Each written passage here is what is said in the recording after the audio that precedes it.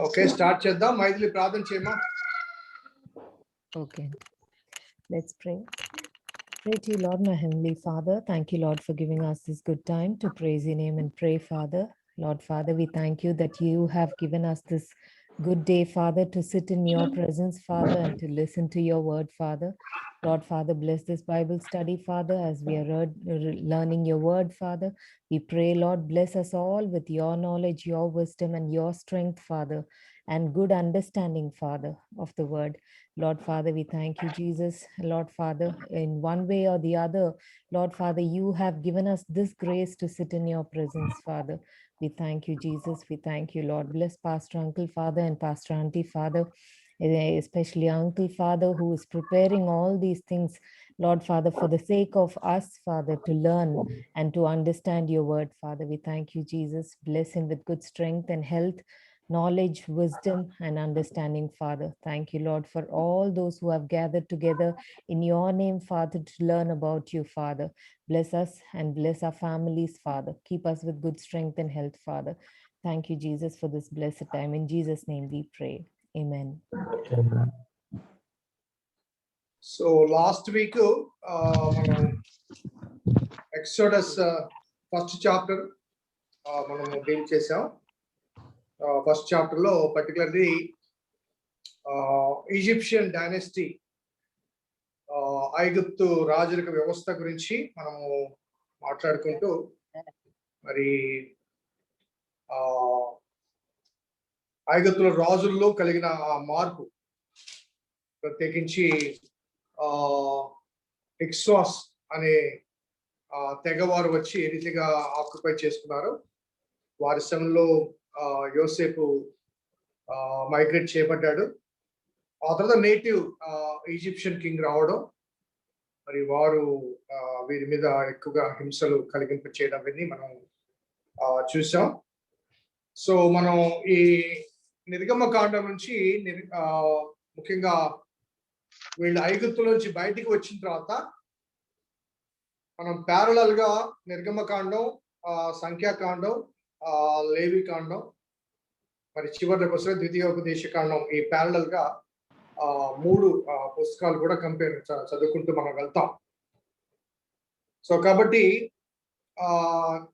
Chapter wise chapter లేకపోతే verse chapter verse కాకుండా the story, స్టోరీలోని important issues చెప్పుకుంటూ పోతే మనకు త్వరగా వెళ్ళడానికి అవకాశం ఉంటుంది. అట్ ద సేమ్ టైం ఈ 4 పుస్తకాలు ఒకేసారి డీల్ చేస్తున్నప్పుడు కొంత మనకు బోర్డు కూడా కొట్టే అవకాశాలు ఉన్నాయి. కాబట్టి ఆ స్టోరీ కథనాన్ని మనం జ్ఞాపకం చేసుకుంటూ ఒక కథ రూపంలో వెళ్దాం. అక్కడక్కడ అవసరమైన రీతిగా మనము స్పెషల్ ఇష్యూస్ అంటే వాటిని ప్రత్యేకంగా డీల్ చేయడానికి ప్రయత్నం చేద్దాం. సో సెకండ్ చాప్టర్ లో మనకు ఈ కథ యొక్క హీరోను ఇంట్రడ్యూస్ చేస్తున్నాడు దేవుడు. ఈ చరిత్రలో ప్రాముఖ్యమైన వ్యక్తిని, ఒక హీరోని. సాధారణంగా ఒక నోవెల్లో కానీ, లేకపోతే ఒక మూవీలో కానీ, లేకపోతే ఏదైనా డాక్యుమెంటరీలో కానీ ఆ హీరోను ఇంట్రడ్యూస్ చేసినప్పుడు స్టోరీ గోస్ అరౌండ్ హీరో. ఆ హీరో చుట్టూ ఆ కథ తిరుగుతూ ఉంటుంది. ఆ హీరో వెలుపల ఉన్న వారికి, ఫర్ ఎగ్జాంపుల్ హీరో యొక్క పుట్టుక కానీ, పెరుగుట కానీ, లేకపోతే అతని విద్య, ఇటువంటి వాటి మీద కాన్సన్ట్రేట్, అతనితో పాటు కథ నడుస్తుంది. అతని ప్రక్కన ఉన్నటువంటి ఫ్రెండ్స్ గురించి కానీ, లేకపోతే తల్లి గురించి కానీ, తండ్రి గురించి కానీ, లేకపోతే ఆ స్టోరీలో మిగతా క్యారెక్టర్స్ గురించి అంతగా ఇంపార్టెన్స్ ఇవ్వరు. ఎందుకంటే the story goes with the hero, the life of the hero. కాబట్టి నిర్గమకాండ నుంచి మనం గమనించే చాలా విషయాలు that speaks about the life and the mission of మోషే జీవిత చరిత్ర, దేవుడు అతనికి అనుగ్రహించిన బాధ్యత, దాని కొరకు మోషేను ఏ రీతిగా దేవుడు ఎన్నుకున్నాడు, ఆ మిషన్ ని మోషే ఏ రీతిగా నెరవేర్చాడు. సో మోషే జీవిత చరిత్రతో పాటుగా మరి దేవుడు ఏ రీతిగా ఎన్నుకున్నాడు, ఆ ఎన్నికలో ఆ మిషన్ ను ఏ రీతిగా మోషే నెరవేర్చాడు. ఇది ప్రధానంగా the story goes with Moses. ఆ విషయాన్ని మనం ఎందుకంటే అంతకు మించిన విషయాలు మనకు తెలియదు. సో ఇంకొక విషయం మనం గమనించాల్సిన ఒక ట్రూత్, ఒక సత్యం ఏంటంటే, ఆది కాండంలో అనగా ఈ వృత్తాంతం అంతా కూడా మనకు మోషేకి ఎవరు తెలియచేస్తున్నారు? దేవుడు తెలియచేస్తున్నారు. దేవుడు సీనాయి దేవుడు పర్వతం మీద. తెలియచేస్తున్నాడు. సో సీనాయి కొండ మీద దేవుడు మోషేకు తెలియచేస్తున్నాడు. ఆది కాండంలో జరిగిన విషయాలకు మోసెస్ ఐ విట్నెస్ కాదు.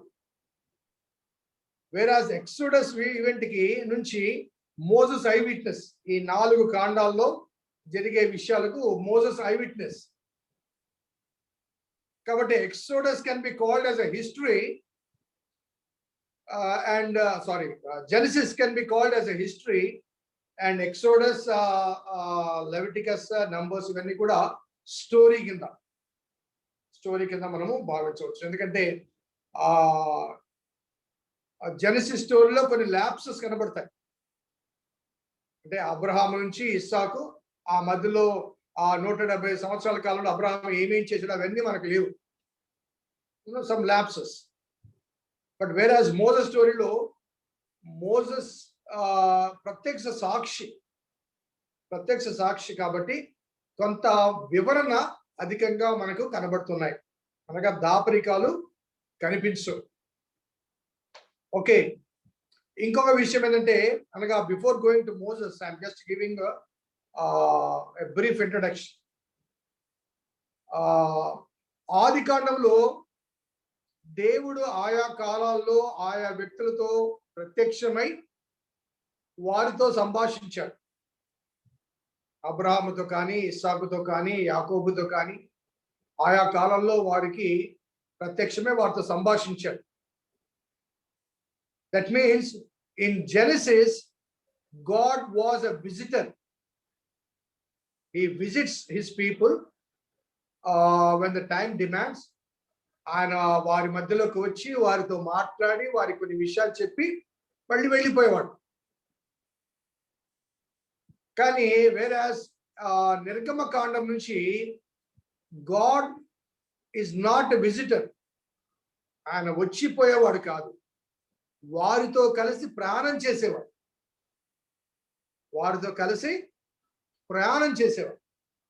అర్థమవుతున్న డిఫరెన్స్. ఆది కాండంలో దేవుడు ఒక అతిథిగా వచ్చాడు, వారితో మాట్లాడాడు, వారికి వాగ్దానాలు ఇచ్చాడు, వారికి హెచ్చరికలు ఇచ్చాడు, వారిని దీవించాడు, వారిని కాపాడాడు. ఆ తర్వాత మళ్ళీ దేవుడు కనిపించడు, మరలా ఇంకొక సంఘటనలో ఇంకో సందర్భంలో వస్తాడు. వేరే నిర్గమకాండంలో దేవుడు మోషేకు ప్రత్యక్షమైన దగ్గర నుంచి కూడా he travels with his people all through the journey of the Exodus.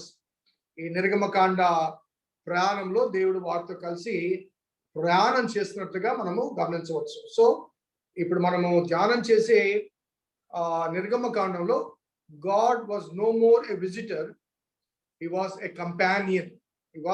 companion.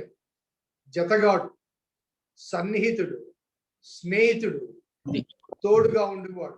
ఈ విధంగా మనం ఎన్ని మాటలన్నా పెట్టుకోవచ్చు. జతగాడు, సన్నిహితుడు, స్నేహితుడు, మరి తోడుగా ఉండేవాడు, వారితో కలిసి ప్రయాణం చేస్తున్నాడు ఆయన. ఈ ట్రావెల్స్ విత్ దట్. సో ఆ విషయాన్ని మనం జ్ఞాపకం చేసుకోవాలి. సో 2వ అధ్యాయంలోనికి మనం వచ్చేసరికి అక్కడ రాయబడ్డ మాట, లేవి వంశస్థుడు అక్కడ వెళ్ళి లేవి కుమార్తెను వివాహం చేసుకున్నాడు. ఆ స్త్రీ గర్భవతి కుమారుని కని వాడు సుందరుడైనట్టు చూచి 3 నెలలు వారిని దాచెను. ఇక్కడ లేవి సంతతి వాడు లేవి కుమార్తెను వివాహం చేసుకున్నాడు. ఈ మాటలు అక్కడ వ్రాయబడింది. కానీ అతను ఎవరో, అతని భార్య ఎవరో, అతని అక్క ఎవరో, అతని అన్న ఎవరో వివరాలు అక్కడ మనకు అందించబడలేదు. మోషేను పరిచయం చేస్తున్నప్పుడు మోషే తల్లి తండ్రి అక్క అన్న ఆల్రెడీ వారు ఉన్నారు. వాళ్ళ గురించిన వివరాలు అక్కడ మనకి ఇవ్వబడలేదు. కారణం ఏంటంటే కథలో ప్రారంభంలో మోషే ప్రాధాన్యం. ఇంకొక మాటలో చెప్పాలంటే కొన్ని కుటుంబాల్లో తల్లిదండ్రులను బట్టి బిడ్డలకు పేర్లు వస్తుంటాయి, పేరు ప్రఖ్యాతులు వస్తుంటాయి. కొంతమంది చెప్తుంటారు, మా నాన్న ఐఏఎస్ ఆఫీసర్ అండి, మా నాన్న జనరల్ సెక్రటరీ అండి, మా నాన్న ఫలాని చర్చికి ప్రెసిడెంట్ అండి, లేకపోతే మా నాన్న ఫలాని పాస్టర్ గారు అండి అని పేరెంట్స్ బట్టి తమ ఐడెంటిటీని చెప్పుకోవడానికి ప్రయత్నం చేస్తారు. నువ్వేంటి అంటే వాళ్ళ దగ్గర ఆన్సర్ లేదు. సరేనయ్యా, మీ నాన్నగారు పెద్ద పాస్టర్ గారే, మరి నీ సంగతి ఏంటి అంటే నో ఆన్సర్. సో కొన్ని చోట్ల ఏమవుతుందంటే బిడ్డలు ఎదిగి ఒక ఉన్నతమైన స్థాయికి వచ్చిన తర్వాత అప్పుడు ఇంటర్వ్యూ చేసేవారు, మీ పేరెంట్స్ ఎవరండి, మీ ఫాదర్ ఎవరు, మీ మదర్ ఎవరు, ఏం చేసేవాళ్ళు అనగా బిడ్డల యొక్క స్థాయిని బట్టి స్థితిని బట్టి బిడ్డలను బట్టి తల్లిదండ్రులకు ఐడెంటిటీ వస్తుంది. సో ఇక్కడ మోసెస్ ను పరిచయం చేస్తున్నప్పుడు మోసెస్ యొక్క ఫ్యామిలీ డీటెయిల్స్, వాళ్ళ పేర్లు వివరాలు అక్కడ మనకు 2వ అధ్యాయంలో పొందుపరచబడలేదు. వాని అక్క దూరం నుంచి ఉందని చూసిన తప్ప ఆ అక్క పేరు మిరియాం అనే మాట లేదు. సో ఈ విషయాలు మనము జ్ఞాపకం చేసుకోవాలి, ఒక్కొక్క పాయింట్స్. అలాగే ఈ లేవి వంశస్థుడు వెళ్ళి లేవి స్త్రీని వివాహం చేసుకున్నాడు. చేసుకున్న తర్వాత ఆమె గర్భవతివే కుమారుని కని 3 నెలలు దాచింది అని చెప్పారు. కానీ అంతకుముందు ఇంకొక కుమారుడు ఉన్నాడని, అంతకుముందు ఒక కుమార్తెకి జన్మనిచ్చారు. ఆ డీటెయిల్స్ కూడా ఈ 2వ అధ్యాయంలో మనకు కనిపించవు. వాని అక్కని తర్వాత ఉంటుంది కానీ డైరెక్ట్ గా లేవి వంశస్థురాలను పెళ్లి చేసుకున్నాడు. ఆమె గర్భవతి అయింది, కుమారుని కనింది, సుందరుడుగా ఉన్నాడు. ఆమె 3 నెలలు దాచింది, ఆ తర్వాత దాచలకి. మరి అప్పటికి ముందుగానే అహరోను ఉన్నాడు కదా, 3 సంవత్సరాలు పెద్దవాడు కదా. సో ఇక్కడ గాడ్స్ ప్లాన్, దేవుని ప్రణాళిక ఎలా ఉందంటే దేవుని ప్రణాళికలో అహరోను లేడు, దేవుని ప్రణాళికలో మిరియాము లేదు, దేవుని ప్రణాళికలో మోషే ఉన్నాడు. కాబట్టి మిగతా వారిని పక్కన పెట్టి మోషేను పరిచయం చేస్తున్నారు. How Moses was Born, how Moses was preserved. ఒకవేళ దేవుడు ఆ కుటుంబంలోంచి అనగా ఆ తండ్రిని బట్టి ఆ తల్లిని బట్టి ఒక నాయకుని ఎన్నుకోవాలి అనుకుంటే ఆల్రెడీ అహరోను ఉన్నాడు. అహరోను జ్యేష్ఠ కుమారుడు. మరి అదే అహరోన్ని తర్వాత మోషేకు సహాయంగా ఇచ్చాడు.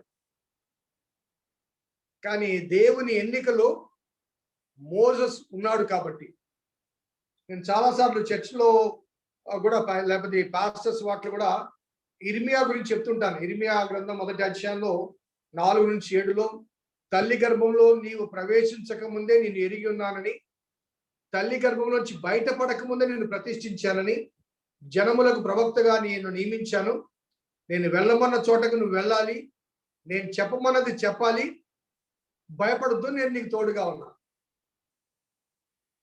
సో ఈ ఇర్మియా కాల్ నా వ్యక్తిగత జీవితానికి చాలా దగ్గరగా పోల్చబడి, వెళ్ళమన్న చోటకి వెళ్ళాలి, చెప్పమన్నది చెప్పాలి, నువ్వు భయపడద్దు, నేను నీకు తోడుగా ఉన్నా.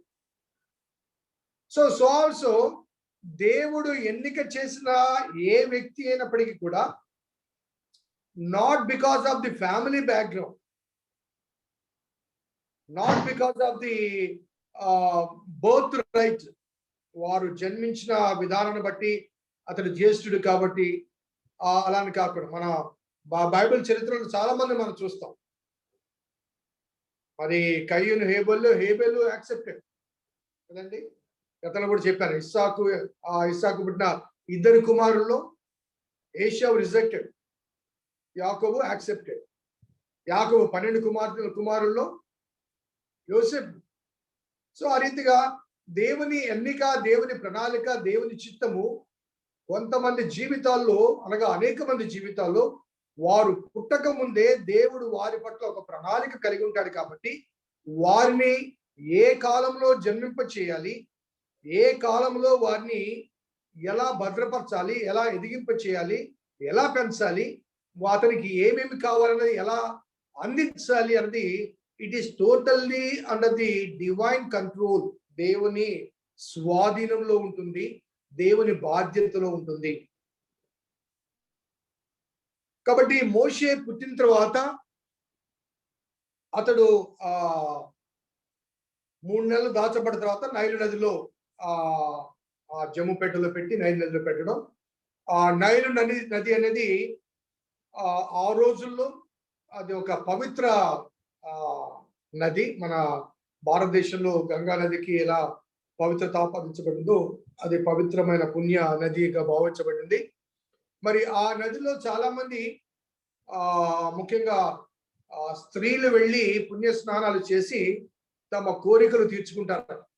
అనగా ప్రార్థనలు చేసుకోవడం కానీ ఏవైనా కానీ మొక్కుబడులు చేసుకోవడం కానీ. సో ఆ రీతిగా ఫరో కుమార్తె అక్కడికి రావడం, బహుశా ఆమె బిడ్డల గురించి ఆమె ప్రార్థిస్తుందేమో. అదే సమయంలో జమ్ము పెట్టె అని చూడడం, ఆ పెట్టె తినిపించడం, మరి ఆ పెట్టెలో బాలుని చూడడం, చూచిన వెంటనే ఇతడు హెబ్రీయుడు అయి ఉండవచ్చు అని చెప్పి ఆమె భావించడానికి 2 రీజన్స్. ఒకటేంటంటే ఆమె తండ్రి ఇచ్చిన ఎడిక్ట్, హెబ్రీ మగపిల్లలందరినీ చంపివేయాలి అన్న ఎడిక్ట్ ద్వారా ఎవరైనా హెబ్రీ తల్లి దాచలేక ఇలా పంపించిందేమో అని భావించే ఒక అవకాశం ఉంది.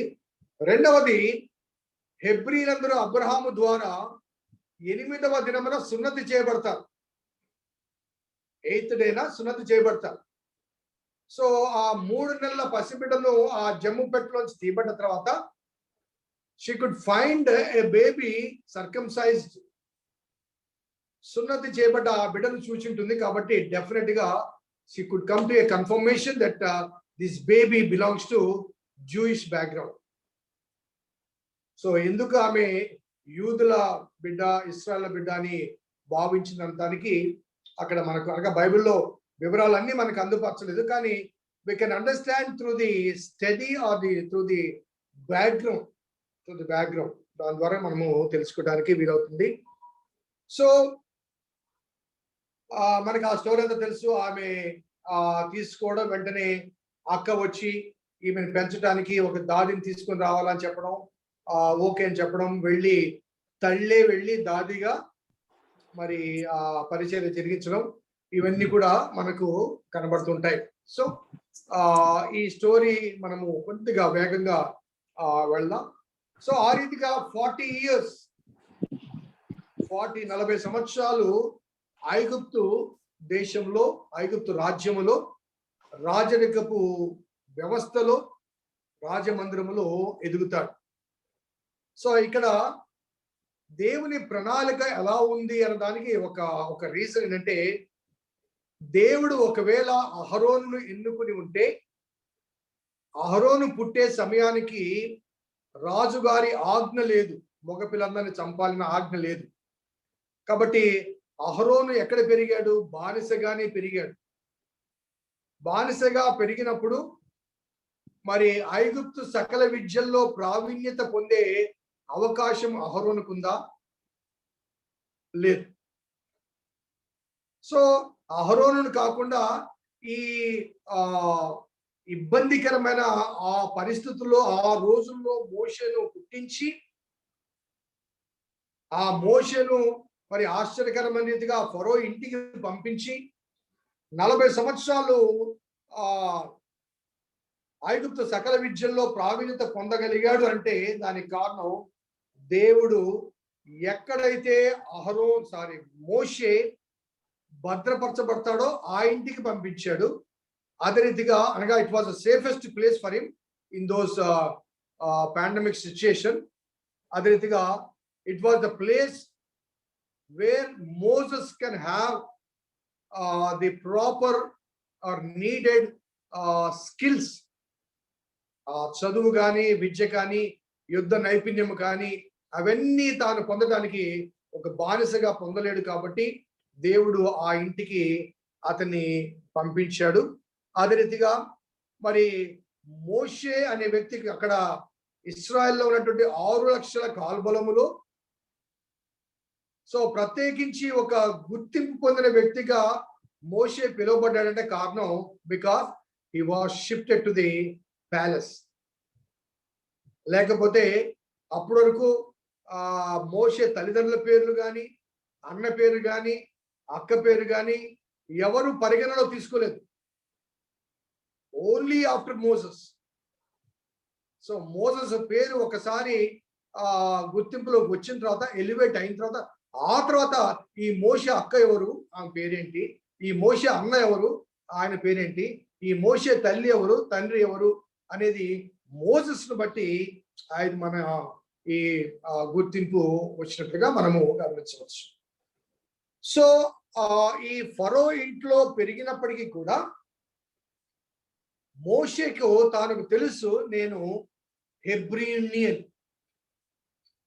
ఇందాక నేను చెప్పాను, బికాస్ ఆఫ్ ది సర్కంసెషన్, ఆ సున్నతి అనే సంస్కారం చేయబడిన వ్యక్తి కాబట్టి, so he knows the change in his physical body.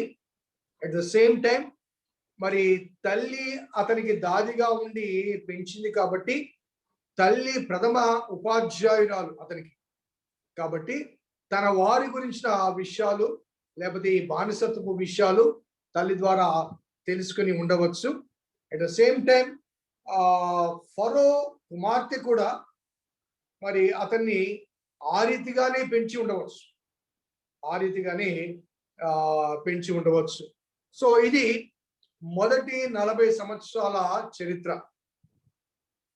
So at the end of the 40th year Moses పెద్దవాడై పెరిగి పెద్దవాడై తన జనులను చూడటానికి వచ్చాడు.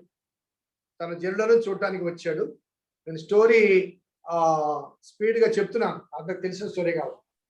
న్యాచురల్ గా ఒకరోజు ఒక ఐగుప్తీయుడు యూదుడు ఇద్దరు కొట్లాడుకుంటుంటే ఐగుప్తుని చంపి ఇసుకలో పాతి పెట్టాడు. అటు ఇటు చూచారు, ఎవరు చూడలేదు అనుకున్నాడు, చంపి పాతి పెట్టాడు. నెక్స్ట్ డే వచ్చి అతను ఇద్దరు యూదులు అనగా ఇద్దరు హెబ్రీలు కొట్లాడుకోవడం చూచి మరి 2వ అధ్యాయం 14 చూడండి. అప్పుడు అతడు అన్యాయం చేసిన వాడిని చూచి నీవేళ నీ పొరుగు వాడిని కొట్టుచున్నావని అతడు అడగగా, అతడు మా మీద నిన్ను అధికారిగాను తీర్పరిగాను నియమించిన వాడెవడు? నీవు ఐగుప్తీని చంపినట్లు నన్నును చంపమనని అనుకొనిచున్నావా అను. అందుకు మోషే నిశ్చయముగా ఈ సంగతి బయలుపడి అనుకొని భయపడను. ఆ తర్వాత మిద్యాను పారిపోయాడు. సో ఈ సంఘటనలో ఒక ప్రశ్న ఎవరు అడిగారు? హెబ్రీడే అడిగాడు. ఏమని అడిగాడు? ఎవడయ్యా నిన్ను మా మీద తీర్పరిగాను అధికారిగాను నియమించింది ఎవరు? యాక్చువల్గా అయితే మోషే ఫరో ఇంట్లో ఉన్నాడు కాబట్టి, మరి సకల విద్యల్లో ప్రావీణ్యత కలిగి ఉన్నాడు కాబట్టి, అధికారిక కుటుంబంలో ఉన్నాడు కాబట్టి 2 చెంపదెబ్బలేసి ఎవరనుకుంటున్నారో నేను అని అనాలి. కానీ వాడికి భయపడ్డాడంటే కారణం ఏంటంటే, మొదటిగా అతను చంపింది అనగా ముందు రోజు చంపింది ఐగుప్తీని చంపాడన్న విషయం తెలిస్తే డెఫినెట్ గా ఐగుప్తు రాజుకి ఆగ్రహం వస్తుంది. కాబట్టి పనిష్మెంట్ తప్పనిసరిగా ఉంటుంది.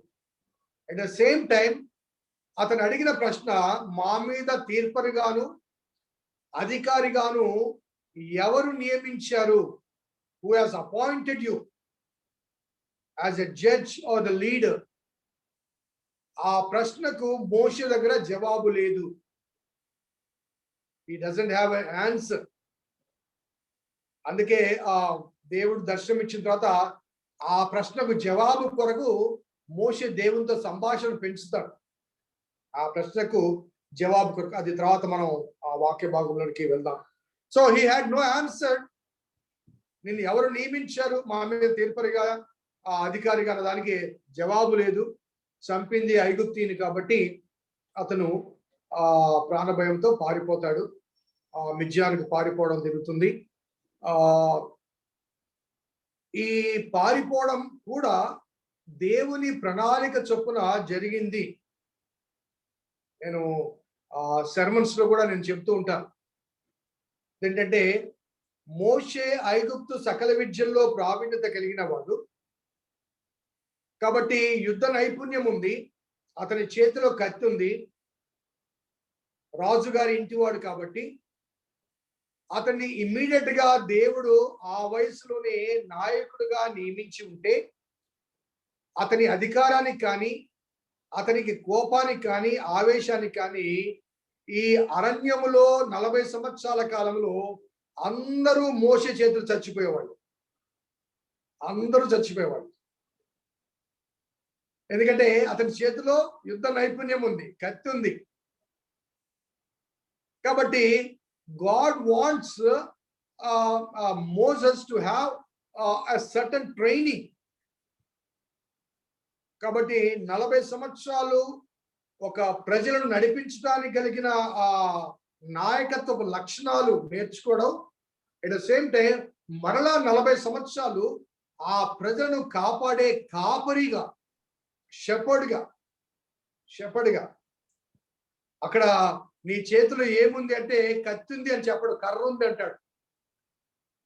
కత్తి యుద్ధానికి చిహ్నం, హింసకు చిహ్నం, కర్ర కాపరత్వానికి చిహ్నం.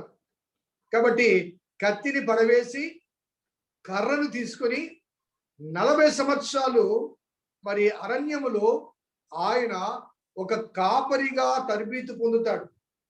So that was the reason after the 40th year God sent Moses to the wilderness.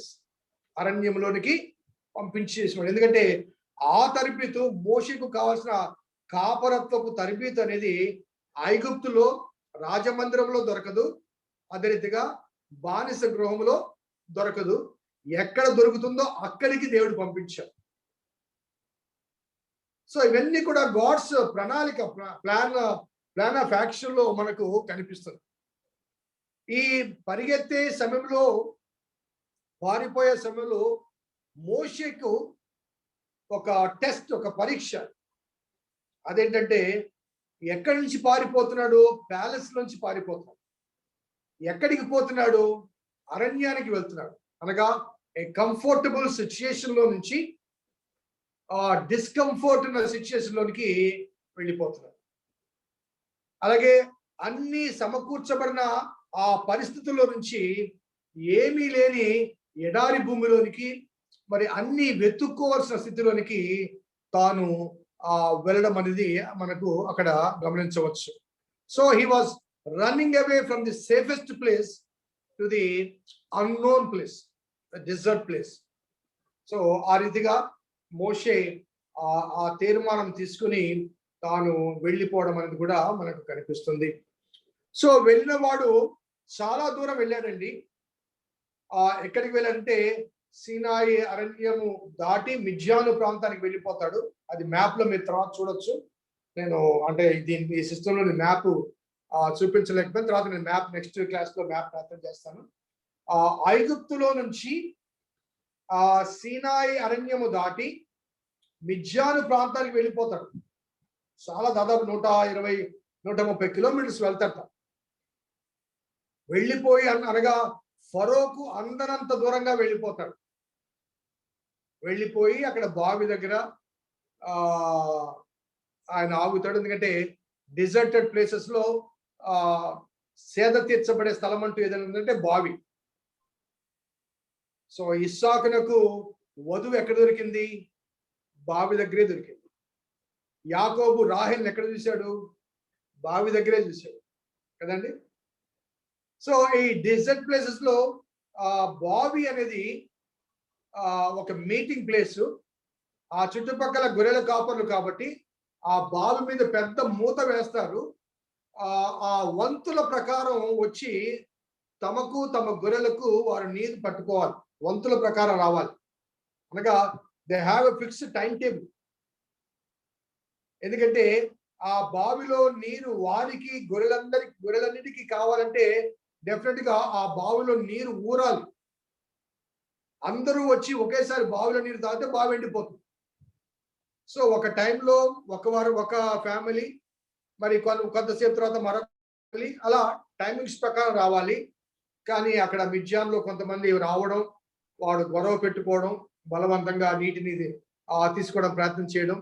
మరి అక్కడ కూడా అన్యాయాన్ని సహించలేక మోషే అక్కడ కూడా ఫైటింగ్ చేస్తాడు. ఆ తర్వాత ఆమెతో పారుగా మిద్యాను యాజకుడైన ఇత్రో, ఆయనకు 3 పేర్లు ఉన్నాయి అక్కడ. రఘుయేల్ అని, లేకపోతే రూయేల్ అని, లేకపోతే ఇత్రో, 3 పేర్లు మనకు బైబిల్లో అక్కడక్కడ కనబడతాయి. బహుశా రఘుయేల్ అనే మాట, అనే వర్డ్ హీబ్రూ ఐడెంటిటీ ఉంటుంది. ఇత్రో అనేది మిద్యాన్ ఐడెంటిటీ ఉండొచ్చు. ఈ మిద్యానీయులు ఎవరు అన్నదానికి గతంలో నేను చెప్పాను. అబ్రహాం యొక్క శారా చనిపోయిన తర్వాత చేసుకున్న భార్య కెతూరా సంతానము మిద్యానీయులు. అనగా మోసెస్కి ఏమవుతారు? కజిన్స్ అవుతారు. మోషేమో అబ్రహాము వంశావళి నుంచి వచ్చాడు. ఈ మిద్యానీయులు మోషేమో శారా నుంచి కలిగాడు. ఈ మిద్యానీయులేమో కెతూరా ద్వారా కలిగిన సంతానం. కాబట్టి వారి మధ్య ఆ రిలేషన్స్ ఉన్నాయి. అద్భుతమైన విషయం అంటే, మనము జెనసిస్ లో కూడా చూసాము, ఇష్మాయేలీలు, మిద్యానీయులు బిజినెస్ పార్ట్నర్స్. వాడిద్దరు కలిసి యోసేపును ఐగుప్తు తీసుకువెళ్తారు. సో కాబట్టి ఈ 3 గ్రూపుల మధ్య, అనగా అబ్రహామును కలిగిన 3 కుమారులు, వారి వంశావళి మధ్య ఒక విధమైన మరి బంధం ఉంది. మరి రక్త సంబంధం కూడా ఉంది, బంధుత్వం కూడా ఉంది. కాబట్టి మోషేను అంగీకరించడానికి, తన కుమార్తెనిచ్చి వివాహం చేయటానికి ఎటువంటి అభ్యంతరము రఘుయేలుకు కనిపించలేదు. అతను వెళ్ళి ఆమెను వివాహం చేసుకోవడం కానీ, ఆ తర్వాత కుమారుని కలగడం కానీ మనము ఆ వాక్య భాగంలో చూడొచ్చు. 23 నుంచి 25 వరకు, 2వ అధ్యాయం 23 నుంచి 25 వరకు మనము చూస్తే, అలాగున అనేక దినములు జరిగిన మీదట ఐగుప్తు రాజు చనిపోయెను. అలాగున అనేక దినములు జరిగిన తర్వాత ఐగుప్తు రాజు చనిపోయెను. గత వారం చెప్పాను, హింసించిన ఐగుప్తు రాజు పేరు సేతి వన్. అనగా వీళ్ళు ఎక్సోడస్ టైంలో ఉన్నటువంటి రాజు రామ్సెస్ 2. కానీ మోషే పుట్టినప్పుడు ఉన్న రాజు సేతి 1. ఆయన చనిపోయాడు. చనిపోయిన తర్వాత మరి దేవుడు నిర్ణయించిన ఆ గడియ ఆసన్నమైంది. కాబట్టి అక్కడ రాయబడ్డ మాటలు చూస్తే 23వ వచనంలో, ఇశ్రాయేలు తాము చేయుచున్న వెట్టి పనులను బట్టి నిట్టూర్పులు విడుచుచు మొరపెట్టుచుండగా, తమ వెట్టి పనులను బట్టి వారు పెట్టిన మొరలు దేవుని యొద్దకు చేరును. కాగా దేవుడు వారి మూలుగులు విని అబ్రహాము, ఇస్సాకు, యాకోబులతో తాను చేసిన నిబంధనను జ్ఞాపకం చేసుకును. దేవుడు ఇశ్రాయేలును చూచెను, దేవుడు వారి యందు లక్ష్యం ఉంచెను. మనకు తెలుసు, జెనసిస్ లో దేవుడు వాగ్దానం చేసిన అబ్రహాముతో, నీ తరువాత 400 సంవత్సరాల వరకు తమది కాని దేశమందు పరదాసులుగా ఉంటారు. ఆ రాజు వారిని చాలా హింసిస్తాడు. ఆ తర్వాత వారు అధిక సంఖ్యలో బయటికి వస్తారు అని, మరి అప్పటి వరకు మనం వెయిట్ చేయాలి. ఎందుకంటే అమోరీల అక్రమము పూర్తి కాలేదని దేవుడు చెప్పడం అనేది మనం గత వారాల్లో మనం జ్ఞాపకం చేసుకున్నాం. కాబట్టి God waited for the time. And అదే సమయంలో ఆ రాజు గారు చనిపోవడం, వారి మొరలు దేవుడు ఆలకించడం, and God intervening in the life of the people of Israel. ఇశ్రాయేల్ ప్రజల జీవితంలో దేవుడు కలుగ చేసుకుంటున్నాడు. He has come down. ఆ తర్వాత వాక్యంలో, నేను వారి మొరను విన్నాను, నేను దిగి వచ్చాను అంటాడు 8వ వచనంలో. కాబట్టి ఐగుప్తుల చేతిలోంచి వారిని విడిపించుటకు, అనగా ఆ దేశం నుంచి విశాలమైన మంచి దేశమునకు, అనగా కనానీయులు, హిత్తీలు, అమోరీలు, పెరిజీలు, హిబీలు, యెబూసీల నివాసస్థానమై పాలు తేనెలు ప్రవహించే దేశమునకు వారిని నడిపించుటకు నేను దిగి వచ్చాను అంటాడు. So God has come down to be associated with his own people. ఆయన నేను దిగి వచ్చాననే మాట అక్కడ మనకు వాడబడింది. సో ఆ మోషేకు ప్రాపర్ ట్రైనింగ్ అనగా ఆయన్ను తన ఉద్దేశం ప్రకారము ఒక నాయకునిగా తల్లి గర్భములో ఉండగానే దేవుడు ఎన్నుకుని మరి క్రిటికల్ సిచ్యుయేషన్ లో ఆయన జన్మింపచేసి ఆయన కావాల్సిన తరబితి నిమిత్తము ఫరో ఇంటికి పంపించి ఆ తర్వాత కాపరిగా 6 లక్షల కాల్బలాన్ని నడిపించాలి కాబట్టి కాపరత్వపు ఒక బాధ్యతను ఇవ్వడానికి 40 సంవత్సరాలు అరణ్యంలో ఆయన ఉంచిన తర్వాత మరి కాలము సంపూర్ణమైనప్పుడు దేవుడు వారి మొరను విన్నాడు. ఆ మొరను విన్న దానికి జవాబుగా దేవుడు వారిని జ్ఞాపకం చేసుకున్నాడు, వారి యందు లక్ష్యం ఉంచాడు అనే విషయాన్ని మనం జ్ఞాపకం చేసుకోవచ్చు. So coming to the 3rd chapter, మోషే మిద్యాను యాజకుడైన ఇత్రో అను తన మామ మందను మేపుచు ఆ మందను అరణ్యమునకు అవతలకు తోలుకొని దేవుని పర్వతమైన హోరేబునకు వచ్చెను. ఆ మందను అవతలకి తోలుకొని పోయి దేవుని పర్వతమైన హోరేబునకు వచ్చిన, అవతలకి తోలుకొని పోయి. సో ఇక్కడ ఒక్కసారి నా వైపు చూడండి. సో ఐగుప్తు ఇక్కడ ఉంది, ఐగుప్తు నుంచి మిద్యానికి ఇక్కడ పారిపోయాడు. సో ఆ మామ మందలు తోలుకుంటూ ఆయన ఏం చేశాడంటే దేవుని పర్వతమైన సీనాయి ఇక్కడ ఉంది, ఐగుప్తు ప్రక్కనే ఉంది కాబట్టి అవతలకు వచ్చాడు. అనగా పారిపోయిన వ్యక్తి, అవతలకు వెళ్ళిన వ్యక్తి తిరిగి మరలా ఎక్కడికి వచ్చాడు అంటే ఐగుప్తులకు దగ్గరగా ఉన్నటువంటి ఆ సీనాయి ఆ ప్రాంతానికి వచ్చాడు. అక్కడ దేవుని పర్వతమైన హోరేబునకు వచ్చెను. ఇది ఆ తర్వాత కాలంలో సీనాయి పర్వతము అని కూడా మరి వారి నడిపించుకుంటూ వచ్చినప్పుడు మోషే ఆ పర్వతం మీద 40 రాత్రింబవళ్ళు దేవునితో సహవాసం చేసినట్టుగా మనము గమనించవచ్చు. ఈ 2 పేర్లు మనకు కనిపించడానికి ఒక వివరణ ఏంటంటే సీనాయి అనేది ఏ సింగిల్ మౌంటైన్ కాదు, కాదు. ఫర్ ఎగ్జాంపుల్ మనకు హిమాలయ పర్వతాలు ఉన్నాయి, హిమాలయ పర్వతాలు మౌంటైన్ రేంజెస్ అంటారు. ఆ హిమాలయ పర్వతాల్లో ఎత్తైన శిఖరము ఎవరెస్ట్. అనగా ఆ హిమాలయ పర్వతాలన్నింటిలో ఒక పర్వతం ఎవరెస్ట్. అలాగే సీనాయి ఆ పర్వత శిఖరాలలో హోరేబు అనేది ఒక ప్రాముఖ్యమైన ఒక పర్వతం.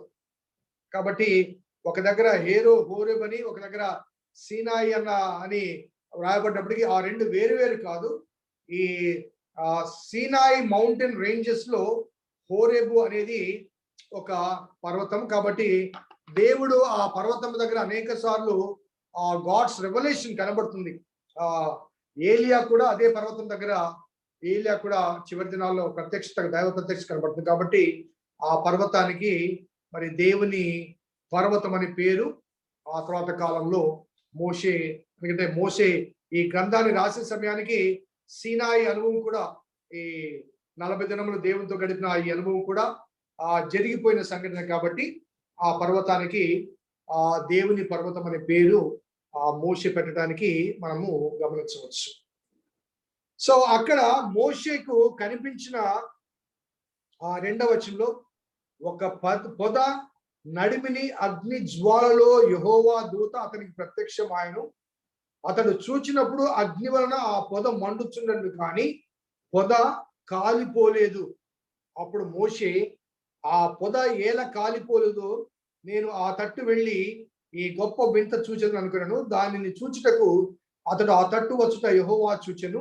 దేవుడు ఆ పొద నడుమ నుండి మోషే మోషే అని అతని పిలిచెను. అందుకతడు చిత్తం ప్రభువాను, అందుకు ఆయన దగ్గరికి రావద్దు, నీ పాదం నుండి నీ చెప్పులు విడుము, నీవు నిలిచి ఉన్న స్థలము పరిశుద్ధ ప్రదేశము, మరియు ఆయన నేను నీ తండ్రి దేవుడను, అబ్రహాము దేవుడను, ఇస్సాకు దేవుడను, యాకోబు దేవుడనని దేవుడు అక్కడ చెప్పడం, పరిచయం చేసుకోవడం అనేది మనకు కనబడుతుంది. సో ఇక్కడ ఆ బర్నింగ్ బుష్ అనగా మండుచున్న పొద కనబడింది. ఆ పొదలో దేవుని దూతను మోషే చూచాడు. కానీ అక్కడ మోషేను యెహోవా చూచాడు. మరి ఆ పొదలో ఎవరున్నారు? మండుచున్న పొదలో దూత ఉందా? యెహోవా దేవుడున్నాడా? మరి ఎవరు మాట్లాడారు? అక్కడ మొదటిగా మనకు రాయబడ్డ మాట ఏంది? 2వ వచనంలో పొద నడిమిలో అగ్నిజ్వాలలో యెహోవా దూత అతనికి ప్రత్యక్షమైన ఎవరికి? మోషేకు ప్రత్యక్షమైంది. ఎవరు? యెహోవా దూత. అలాగే మోషే అక్కడికి రావడం ఎవరు చూశారు? యెహోవా చూచాడు. యెహోవా చూచాడు. అనగా దేవుడు మోషేను చూచాడు. మోషేకి ఎవరు కనబడ్డారు? దూత కనబడింది, దేవుడు కనబడలేదు. అనగా దేవుడిని చూచి బ్రతకగలిగిన నరుడు లేడు. ఎందుకంటే అప్పటికి మోషే ఆ మిషన్ లోకి రాలేదు, దైవ ప్రత్యక్షతలోకి రాలేదు. కాబట్టి ఆ మిషన్ ఇంకా యాక్సెప్ట్ చేయలే. కాబట్టి ఆ పొదలో ఉన్నది దేవుని దూత, ఆ పొదలోంచి మాట్లాడింది దేవుని దూత. ఆ దేవుడు వీరిద్దరిని యెహోవా చూస్తూ ఉన్నాడు. యెహోవా దేవుడు అక్కడ మోషేను మోషేతో మాట్లాడుతున్న ఆయన దూత. దూత అంటే దేవుని స్వరాన్ని, దేవుని సందేశాన్ని వినిపించే ఒక అంబాసిడర్, రిప్రజెంటేటివ్, రాయబారి. నేను చాలాసార్లు దూత గురించి చెప్పాను. దూత అనగానే ఒక వార్తను మోసుకొని వెళ్ళేవాడు. దేవుని ద్వారా ఒక వార్తను మోసుకొని వెళ్ళేవాడు. ఇప్పుడు మనకు వివిధ దేశాలకు అంబాసిడర్స్ ఉంటారు. ఇప్పుడు మోడీ గారు ఏమైనా అమెరికాకు కమ్యూనికేట్ చేయాలంటే డైరెక్ట్ గా మోడీ చెప్పడు. అక్కడ భారత రాయబారి ఉంటాడు. ఆ రాయబారికి తెలియజేస్తే ఆ రాయబారి వెళ్ళి అమెరికా ప్రతినిధితో విషయం చెప్తాడు. సో ఆ రీతిగా దేవుని దూత అక్కడ ప్రత్యక్షమవుతుంది. మోషేకు కనబడింది దేవుని దూత. అక్కడ చాలా స్పష్టంగా వ్రాయబడ్డ మాట, యెహోవా దూత అతనికి ప్రత్యక్షమాయను. అతడు చూచినప్పుడు అగ్ని వలన ఆ పొద మండుచున్నది, కానీ ఆ పొద కాలిపోలేదు అనే మాట అక్కడ వ్రాయబడింది. సో ఇక్కడ పొద మండుతుంది కానీ కాలిపోలేదు. సో ఈ అగ్నికి 2 లక్షణాలు. అనగా బైబిల్ గ్రంథంలో అగ్నిని 2 విషయాలు పోలుస్తారు. ఒకటి, అగ్ని దేనినైనా కాల్చివేస్తే అది దేవుని ఉగ్రతకు సాదృశ్యం.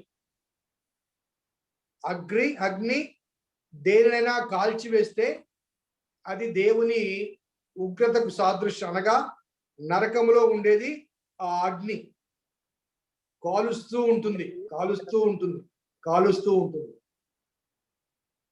కానీ బైబిల్లో అగ్ని ఇంకొక దానికి సాదృశ్యం.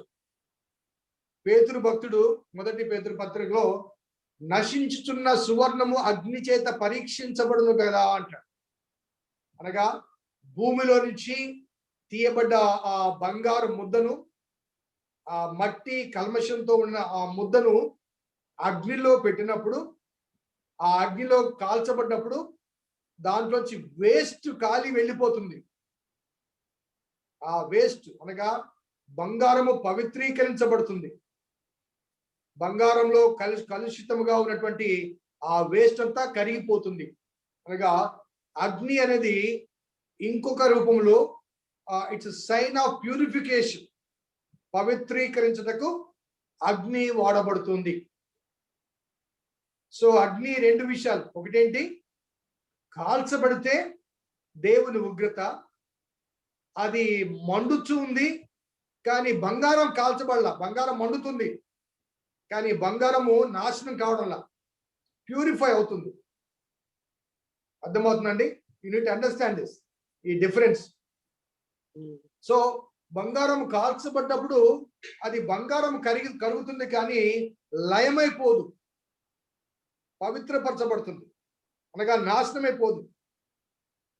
కాబట్టి అది మండుచున్నది కానీ కాలిపోలేదు అనే ఈ మాట ఇక్కడ వాడటానికి కావాలంటే, God has preparing Moses in the third and important aspect. మొదటిగా ఐగుప్తు స్కిల్స్, రెండవది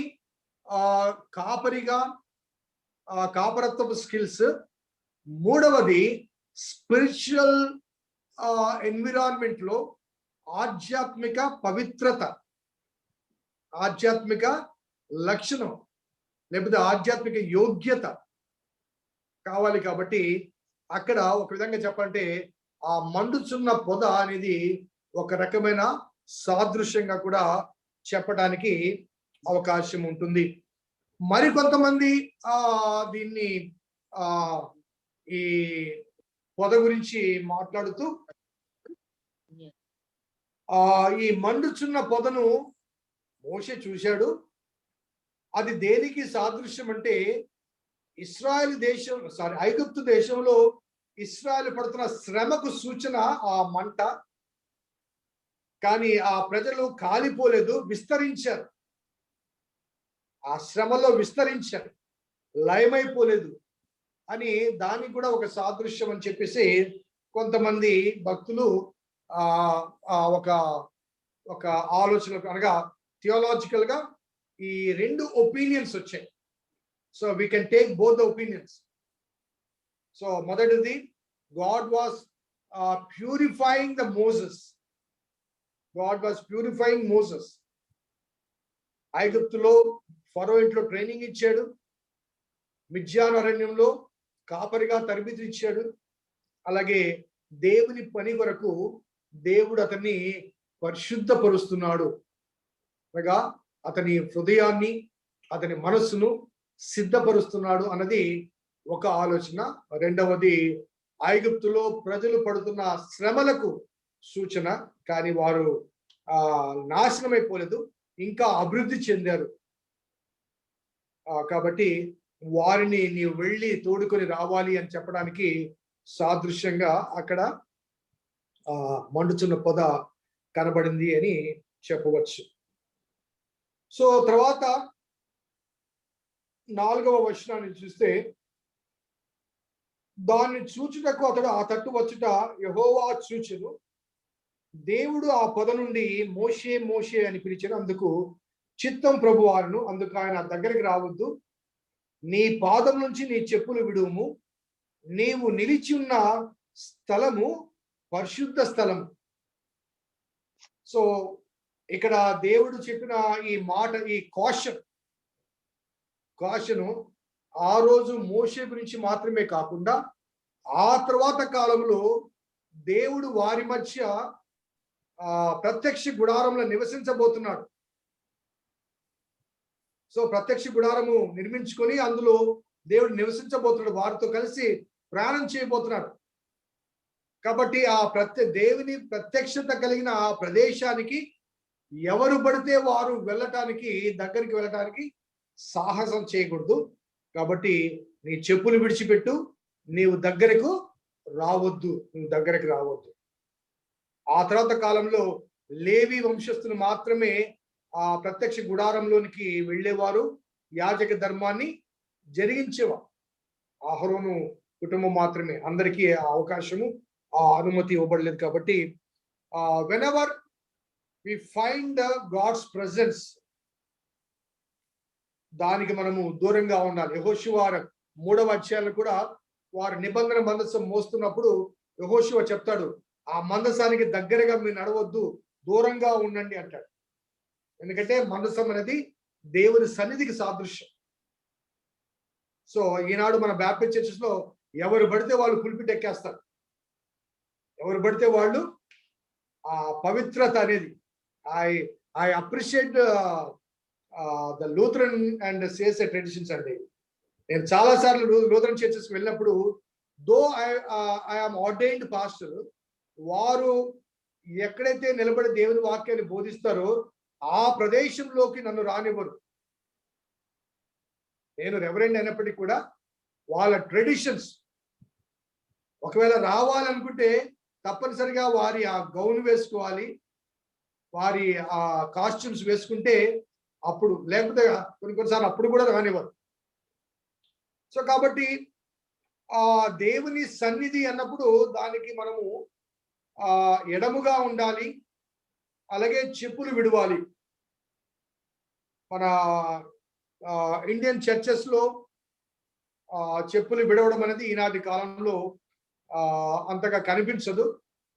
అఫ్కోర్స్ ఎక్లేషియాలో ఇట్స్ మ్యాండేటరీ, కానీ మన చర్చెస్ లో, ముఖ్యంగా బ్యాప్టిస్ట్ చర్చెస్ లో అది ఎందుకు కనిపించదు అంటే, ఈ ట్రెడిషన్ మనకు వెస్ట్రన్ ప్రాంతం నుంచి వచ్చింది, పాశ్చాత్య దేశం నుంచి వచ్చింది.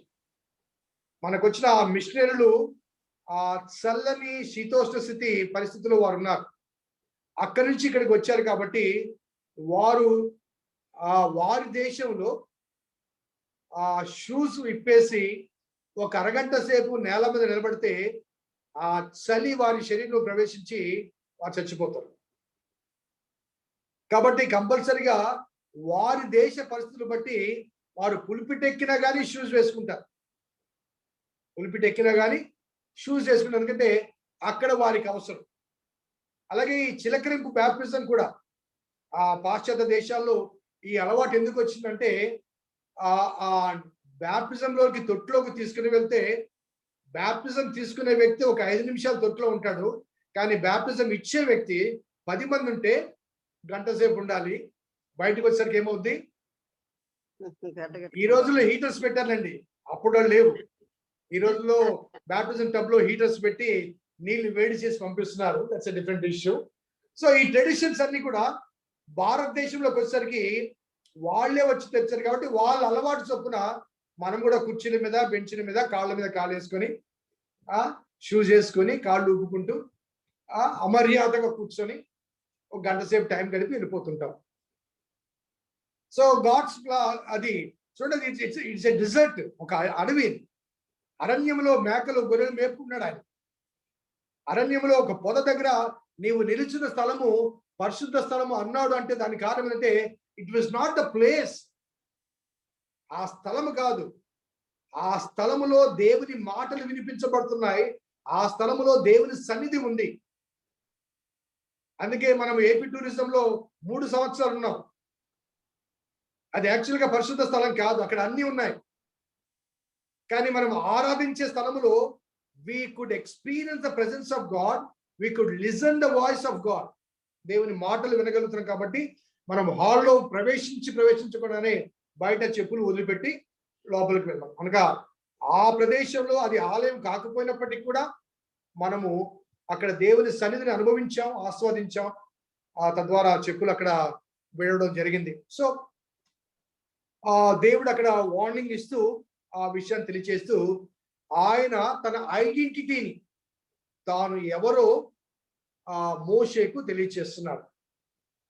చెప్పడానికి, అనగా ఆ ఐడెంటిటీ చెప్పకముందు చెప్పడానికి గల కారణాల్లో ఒక 2-3 కారణాలు ఏంటంటే, మోషే ఫరో ఇంట్లో పెరిగాడు కాబట్టి దేవుని గురించిన అవగాహన మోషేకు లేదు. అలాగే 400 సంవత్సరాల పైగా ఈ ఇశ్రాయేల్ అందరూ కూడా ఐగుప్తులో ఉన్నారు కాబట్టి ఈ 400 సంవత్సరాలు దైవ ప్రత్యక్షత వారికి లేదు. అబ్రహాముకుంది, ఇస్సాకుకుంది, యాకోబుకుంది. ఆ తర్వాత కాలంలో మరి దైవ ప్రత్యక్షత, దేవుడు స్వయంగా వారితో మాట్లాడినట్లుగా, యోసేపుతో కూడా దేవుడు మాట్లాడలేదండి.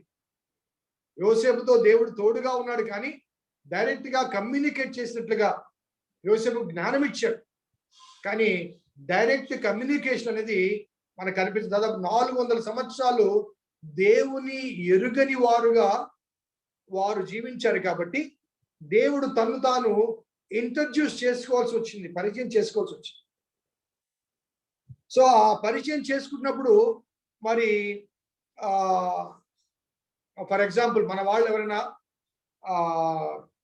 విదేశాలకు వెళ్ళి ఒక 2-3 తరాల తర్వాత వచ్చారనుకోండి, 2-3 తరాల తర్వాత వచ్చారనుకోండి, వచ్చిన తర్వాత వాళ్ళు ఏం చేస్తారంటే తమను పరిచయం చేసుకోవడానికి మేము ఫలాని ఫలాని ఫలాని ఫలాని ఫలాని అని చెప్పేసి వారి తాతలో ముత్తాతలో వాళ్ళ పేరు చెప్పి ఆ కాలంలో మా నాన్నగారి కాలంలో మేము అమెరికా వెళ్ళిపోయామండి, అక్కడే మేము సెటిల్ అయిపోయాము, మేము ఫలాని వాళ్ళు పిల్లలమని చెప్తే పాత వాళ్ళు ఎవరైనా ఉంటే ఓ అవునాయను మీ నాన్న ఉన్నాడు అని జ్ఞాపకం చేసుకుంటుంటారు. ఈ మధ్య కాలంలో సౌత్ ఆఫ్రికా నుంచి ఒక ఫ్యామిలీ వచ్చింది, మన చర్చి కూడా విజిట్ చేశారు మన చర్చి కన్స్ట్రక్షన్ టైంలో.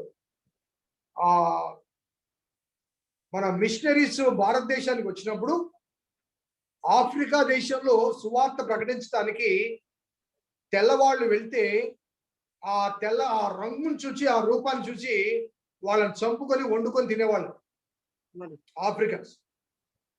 కాబట్టి అమెరికన్స్ లేకపోతే వెస్టర్న్ పీపుల్ ఆ ప్రాంతానికి వెళ్ళడానికి సువార్తికులకు వెళ్ళడానికి వారు భయపడి నెల్లూరు నుంచి ఒక ఫ్యామిలీని తీసుకుని వెళ్ళి సౌత్ ఆఫ్రికా పంపించారు. అతని పేరు రంగయ్య. నెల్లూరు నుంచి రంగయ్య అని ఒక అతని పంపించారు. అతని ఫ్యామిలీ అతనితో పాటు కొంతమంది ఫ్యామిలీస్ వెళ్ళి అక్కడ సౌత్ ఆఫ్రికాలో యేసుని గురించి సువార్త ప్రకటించారు. ఇప్పుడు ఆ రంగయ్య ఫ్యామిలీస్ అన్ని కూడా చాలా ప్రాముఖ్యమైన స్థానంలో ఉన్నారు. కొంతమంది అమెరికాకు మైగ్రేట్ అయ్యారు, కొంతమంది సౌత్ ఆఫ్రికాలో ఉన్నారు. వారిలోంచి అమెరికాలో ఉన్న ఒక వ్యక్తి, అదే రీతిగా సౌత్ ఆఫ్రికా నుంచి వచ్చిన భార్యాభర్తలు నెల్లూరుకి వచ్చారు.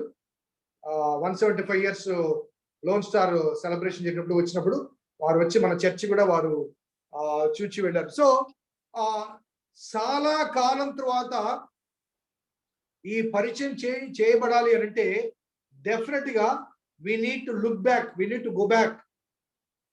సో దేవుడు ఏం చెప్తుంటే, నేను దేవుడని యెహోవాను అనే మాట పలకకుండా నేను నీ తండ్రి దేవుణ్ణి, అబ్రహాము దేవుణ్ణి, ఇస్సాకు దేవుణ్ణి, యాకోబు దేవుణ్ణి.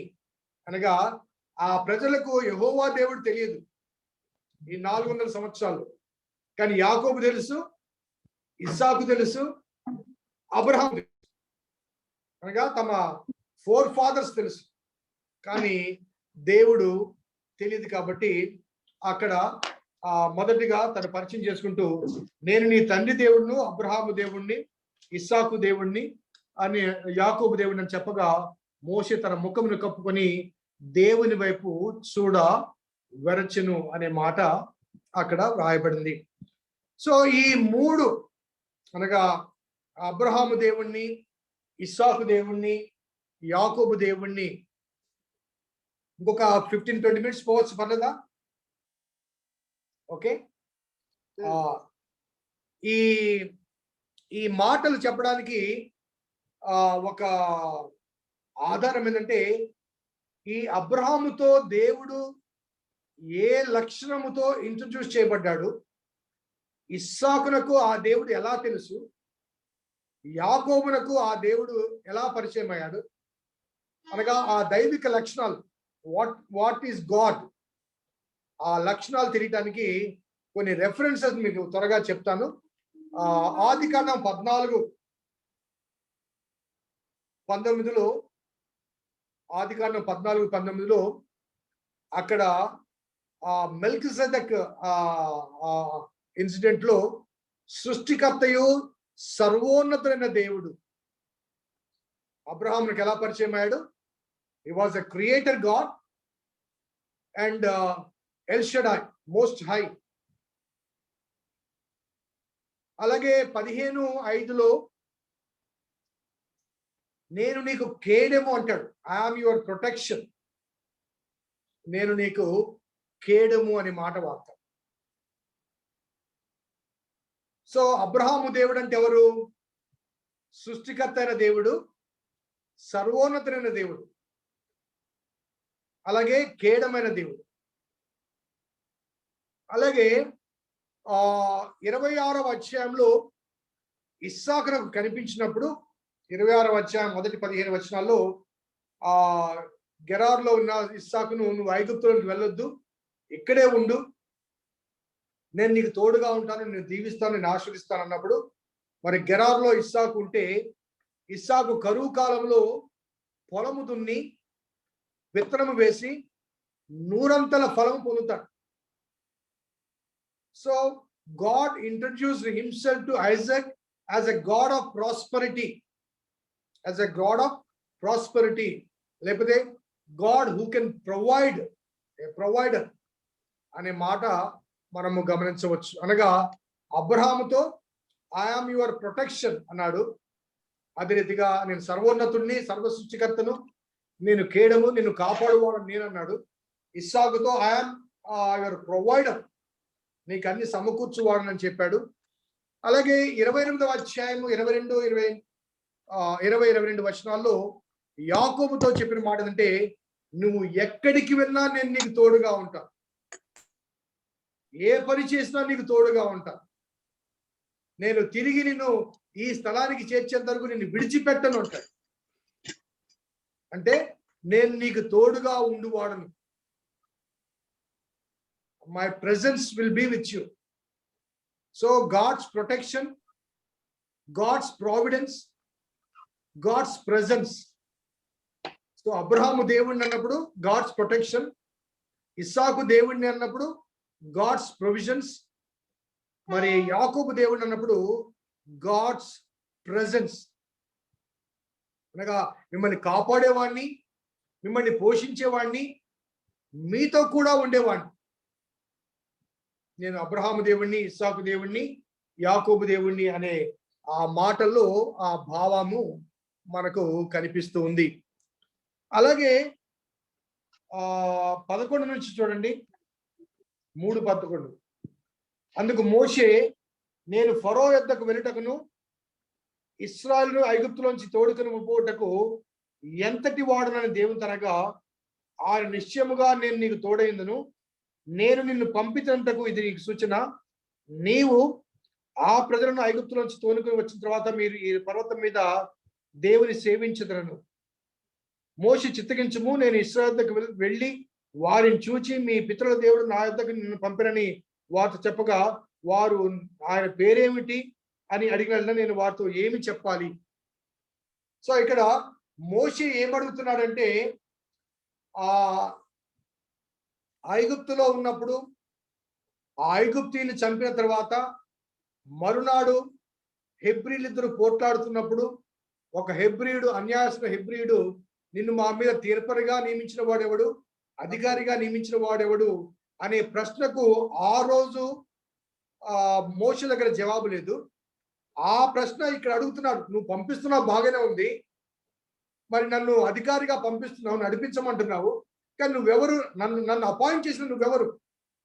Who are you that appointing me as a judge, as a leader? నేను ఏమని పోయి చెప్పాలి అక్కడికి వెళ్ళి? ఎవరి పేరు చెప్పాలి? ఇది ఆ మోషే wants an answer to go back and lead his people.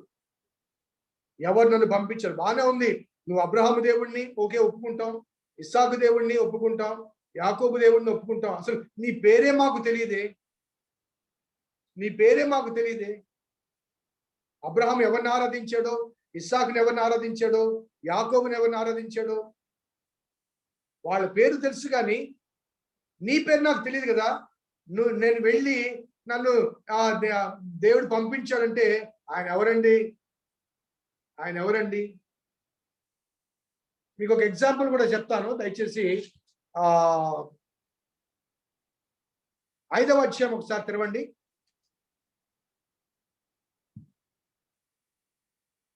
5వ అధ్యాయము మొదటి భాగంలో, తర్వాత మోషే అహరోనులు వచ్చి ఫరోను చూచి, ఇశ్రాయేలు దేవుడైన యెహోవా అరణ్యములో నాకు ఉత్సవం చేయుటకు నా జనమును పోనిమ్మని ఆజ్ఞాపించుచున్నాడని. ఫరో, నేను అతని మాట విని ఇశ్రాయేలును పోనిచ్చుటకు యెహోవా ఎవడు? యెహోవాను నేను ఎరగను, ఇశ్రాయేలును పోనీయను. అర్థమవుతుందండి? యెహోవా ఎవరండి? మాకెవరు తెలియదే. సో దేవుని గురించిన ఎరుక వారికి లేదు. ఐగుప్తు రాజులకు కానీ, ఐగుప్తు ప్రజలకు కానీ, అక్కడ ఇశ్రాయేలుకు కానీ దేవుని గురించిన ఎరుక వారికి లేదు. కాబట్టి నువ్వు పొమ్మంటున్నావు, బాగానే ఉంది, ఎవరు పంపించారు, ఎవరు నన్ను నాయకునిగా ఎన్నుకున్నారు, నేను పోయి మీ నాయకుడిని అంటే వాళ్ళు ఒప్పుకుంటారా? వాళ్ళు ఒప్పుకుంటారా? I need answer. సో అక్కడ దేవుడు ఒక మాట తెలియచేస్తూ అక్కడ రాయబడిన మాట చూస్తే 14వ వచనంలో, అందుకు దేవుడు నేను ఉన్నవాడను అనువాడనై ఉన్నానని మోషేతో చెప్పెను, మరియు ఆయన ఉండుననువాడు మీ యొద్దకు పంపినని చెప్పండి అనే మాట అక్కడ వాడుతాడు. అనగా ఉండుననువాడు మీ యొద్దకు పంపించాడు, ఉన్నవాడను అనువాడను. ఈ మాట హీబ్రూ భాషలో యావే, YHWH. హీబ్రూ భాషకు ఓవెల్స్ ఉండవు కదండి, కన్సోనెంట్సే ఉంటాయి. YHWH, యావే అనే ఆ మాట I am that I am, నేను ఉన్నవాడును అనువాడును అనే ఆ మాట తెలియచేస్తూ 15వ వచనంలో, మరియు దేవుడు మోషే తిట్టను, మీ పితరులైన దేవుడని యెహోవా అనగా అబ్రహాము దేవుడు, ఇస్సాకు దేవుడు, యాకోబు దేవుడని యెహోవా మీ యొద్దకు నన్ను పంపినని నీవు ఇశ్రాయేలుతో చెప్పవలను. నిరంతరము నా నామం ఇదే, తరతరములకు ఇది నా జ్ఞాపకార్థ నామము. అనగా ఫస్ట్ టైం దేవుడు మోషేకు ఈ నామాన్ని పరిచయం చేస్తున్నాడు. మనకు జెనసిస్ లో అక్కడెక్కడ ఎనోషు యెహోవా నామమున ప్రార్థన చేసినట్టుగా, అబ్రహాము యెహోవా నామమున బలిపీఠం కట్టినట్టుగా కనబడుతుంది. కానీ ఆది కాండంలో చాలా వరకు యెహోవా యెహోవాకు ప్రత్యక్షమై అని యెహోవా అనే పేరు కనబడుతుంది, కానీ ఆయనే దేవుడని యెహోవా అనే మాటలు చాలా స్వల్పంగా అక్కడక్కడ మాత్రమే కనబడతాయి. ఇక్కడ కన్ఫర్మేషన్ మాట, యెహోవా అంటే ఎవరో కాదు, నేను దేవుణ్ణి. మీరు ఈ నామం జ్ఞాపకార్థంగా ఉంచుకోండి, తరతరములకు ఇదే పేరు, ఈ పేరుతోనే నేను కంటిన్యూ అవుతానంటూ ఆ నేమ్ అక్కడ కన్ఫర్మేషన్ అవుతున్నట్టుగా మనకు కనబడుతుంది. కాబట్టి దేవుడు యెహోవా అనే నామమున, ఉన్నవాడు అనువాడు అనే నామమున వారికి మోషేకు ప్రత్యక్షం అవుతాడు. ఆ ప్రత్యక్షం అయిన తర్వాత ఆ మోషే ఆ నామాన్ని తీసుకొని, అనగా ఆ దేవుని నామాన్ని తీసుకొని మరి వెనక్కి వెళ్ళడానికి దేవుని చేత ఆజ్ఞాపించబడ్డాడు. సో ఇక్కడతో ఈరోజు ఆపుదాం. తర్వాత మోషే యొక్క కాన్వర్జేషన్, మోషే డినైల్స్, ఇవన్నీ కూడా నెక్స్ట్ క్లాస్ లో మనము జ్ఞాపకం చేసుకుందాం. సో ఇక్కడ ఈ వాక్య భాగంలో ప్రత్యక్షంగా Moses was introduced to us and also God was introducing himself to Moses.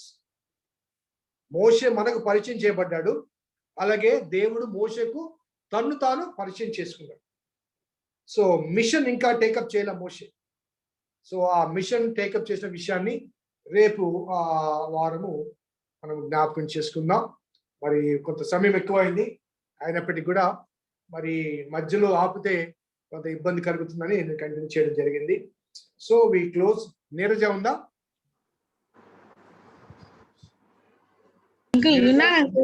ఉన్నా ప్రేయర్ చేయండి. ఓకే.